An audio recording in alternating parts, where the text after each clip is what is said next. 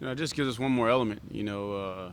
If you go back, to when Chad was here, we did a lot with the backs, guys like Zach Brooks, and then Fuller was very effective out of the backfield. So that just adds another element, something else that they got to prepare for. And as we're playing that cat and mouse game to kind of see what their plan is, that just gives us another option to go to if they're taking away some of the run stuff.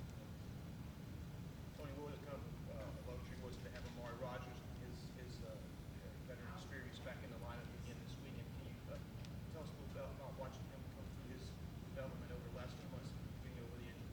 I tell you, Amari is the type of young man that inspires you as a coach, just because his demeanor. First of all, when he had his injury, he still has a smile on his face, and he just goes to work every single day. And I've said it many times in my description of him. He's like a pro. He prepares like a pro. Attention to detail. He's very, very focused, and so that just brings a confidence to you as a coach and an encouragement too, because it challenges me just like Deshaun and Trevor. Those guys, they challenge you every single day to bring your best. So that's what I see in Amari, and then for his teammates, it's the same thing. And then it gives him just confidence to get back out there and play.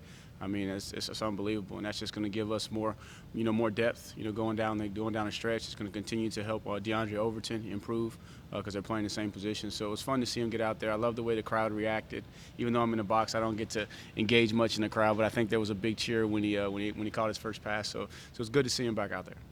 2 games into the post-Mitch Hyatt era, how happy have you guys been with Jackson and his play? Jackson, we've known all along how talented Jackson is. And the biggest thing with Jackson, I'm really, really impressed and pleased with just his maturity, coming in and really accepting that there's a certain way we do things and buying in and not really comparing himself to Mitch, but just going and being himself, but understanding that on that left side, at that left tackle for the last 4 years, we've had a luxury of not even having to think about what's going on over there with Mitch, and so far so good. He's been very, very consistent.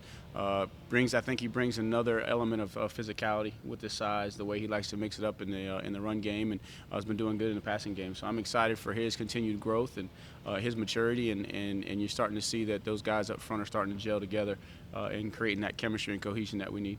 Tony, what's your assessment of how the offense has looked overall these first 2 games, and how much room for growth is there? It was good to get out and play Texas A&M, and obviously Georgia Tech too. So you're coming out the gate with 2 Power 5 opponents. Obviously, still some unknown in both of those games. Ton of respect for Elko. Didn't know a whole lot about Georgia Tech, so really proud of how our guys accepted that challenge. They were ready to make adjustments, and obviously once we settled in, they took over the line of scrimmage. So up front, I think in the trenches, I've been pleased so far with the physicality up front. Guys really trying to establish the line of scrimmage. For the most part, we've been good from a communication standpoint. Haven't had a whole lot of missed assignments. Everybody's targeted in the right direction, so I've been pleased there. Like what I see in the second half, starting to develop that instinct that we got to finish games, in the second half. And I know we came out and had those first 2 3-and-outs in the second half, but those were 2 drop balls there on that first drive. But pleased with the way that they responded and took over the game. So overall, I think we're headed in the right direction. But the great thing about this past week is we felt like we had control of the game, but when we go in this afternoon and we meet with the offense, we're going to be able to point out some things in some areas where we can get better. So we got a group that's confident right now, but we also got enough of what we put on film to keep us humble, to keep us hungry, so we can continue to improve. Where is Travis as far as him imposing his will on games, in the sense where maybe he wasn't as much of a factor in the run game this past week? Right. I guess the best guys kind of get past the idea that they're targeted by the other team and stuff, and can make plays no matter what. Right. I think he's at a point now to where he has just confidence it's a complete game, and he understands that he has to take it as it comes. There's going to be opportunities where he's going to be able to impose his will running the football, and he's still getting into the groove of things.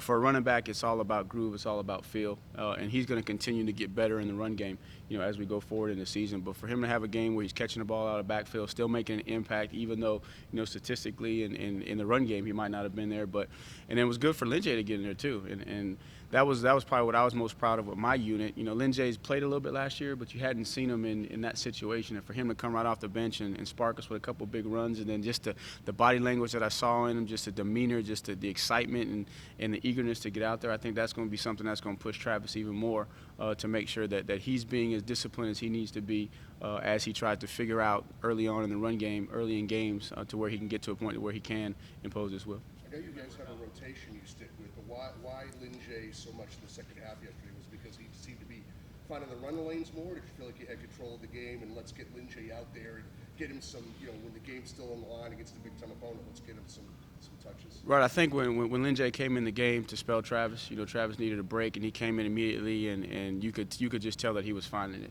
He was finding the creases, and he created just a different spark for us. And so it was more a function of he had the spark, created a little bit of a momentum, but then I wanted to see how he was going to handle it, and he got in there and he continued to find the big runs. Not that Travis wouldn't have found those runs, but it just happened to be that Linjay, was heating up right there, and I wanted to see if he could continue to maintain that, that level of play throughout the course of extended snaps, and not just be a situation where you come in and okay, it lined up and okay, now you got a big play, but overall he was able to be consistent, and that was pleasing because now it gives me something to keep him humble, keep him hungry, and then also I can use that to push Travis too. What do you remember about the way you guys handled that competing environment at Syracuse 2 years ago? What do you tell this group? A lot of different guys. What do you tell them about That one, it's going to be loud. Contrary to what you may think, it's going to be loud. It's going to be hostile. We have to make sure that we block out the noise. We focus on ourselves, and we got to throw what happened last week out the window. This is a team. I think at that time they ended up that season, maybe not having a winning record, and they beat us up there on a Friday night. So this is a team that is confident. Right, they feel like they played with us last year. They beat us, a couple of years ago. So this is a team that you can't look at what happened to them last week and think you're just going to walk in there and they're going to lay down. They still got everything on the table for them. This is a division game. They're undefeated in the division just like we are. So this is going to be a situation where we got to control what we can control, not get distracted by anything other than coming from the outside, and just know that these guys are going to come to play. And it's a very, very good football team, despite maybe the outcome last week. He said the number one thing he remembers about that game is the environment and how it was a lot louder and different than he expected. I guess, how is it playing up there? How different is it? Well, one, it's a dome, and when you go in, it's there's a lot of what I remember the first time going up there is there's a lot of tradition that you may not know about Syracuse football, being where we are, but they got the placards of their players up on the wall, so you kind of see that, oh man, these guys got some tradition, they got some pride. Their fans get into it. They do a good job of creating some noise, when they can, just like we do in our stadium when their defense is on the field, and again, it gets louder than what you would think it'd be. The noise is trapped in there.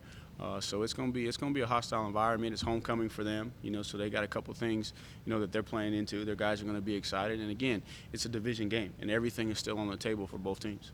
Tony, what's the assessment through 2 games of Chalk and the rest of those guys blocking in both the running game and also on the outside on some of the horizontals?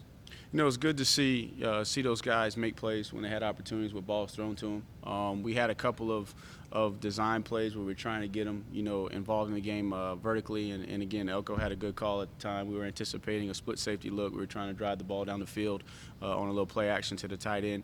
Been pleased with the targeting in the run game. Still just challenging those guys. There's some things with the RPO stuff that you got to kind of, you got to be careful. You got to be on the borderline of being aggressive to also making sure that you're playing within the rules. So in some of the other stuff, well, we just want to get those guys to continue to finish blocks. But for the most part, they've been targeted exactly where we want them to be, and now it's just a function of, I think, playing experience is going to help those guys to be more technically sound from a fundamental standpoint. Trevor entered the season with really high expectations and Heisman favorite. How has he done the first couple weeks, not trying to do too much and just kind of play his game? I think the first game, probably a couple decisions that he may, want to get back. I think the one he was trying to throw out of bounds, the ball didn't get out of bounds, ended up in an interception. But I thought, this past week he was taking what was there, not trying to do too much. I mean, Trevor's going to be Trevor. I don't think Trevor's going to let the outside noise influence him. He's going to, and again, we're still early in the season. We're going to put more on his plate as we go and give him opportunities to drive the ball down the field, manage the system. But just in terms of managing the system, I've been very pleased. He's taken another step in terms of being able to handle his protections, which I think is critical to a quarterback's success, to be able to play at a high level when you can manage your protections and feel confident back there. And I think, too, just with the backs. I think Travis gave up 2 hurries in the game. Right out the gate, first play of the game, he got somebody in his face. I thought he did a good job of getting settled in and moving in the pocket. If you watch some of the things that he did in the pocket when there was a little bit of hurry from either Travis or one of the offensive linemen, man, he reset and he threw strikes down the field. So I think he's settling in. He's handling everything around here, as you can see, as we can see inside the building and on campus, the way that you would expect him to. And I don't think he's going to be influenced by all that talk. I think he's just going to go out and continue to play his style of play and play at a high level, and all that other stuff will come to him down the road. Is it hard at all to not worry about the stats and that kind of stuff for players? Not for me. I mean, I don't care about stats.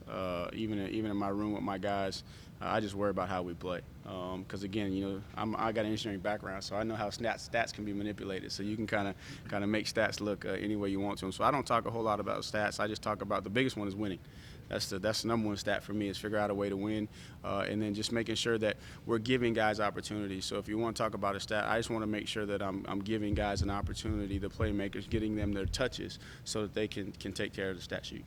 With Lindsay, what's been the most noticeable part of his development from your standpoint? If you watch Lindsay compared to last year, the game is slowing down. So he can get himself lined up. He's not relying on the quarterback to tell him where to line up. I thought he did a good job in pass protection. There were a couple of times he stepped up in there. So the game is really slowing down, and I think that is allowing him to play even faster with the ball in his hands, because now he's not thinking. He understands what we're trying to get accomplished. He understands the details. I can communicate with him, in between series. If I got to get him on the telephone, I can say, hey, Lindsay, this is an adjustment we're going to make in protection. He understands the language. So just overall, his knowledge of the system has greatly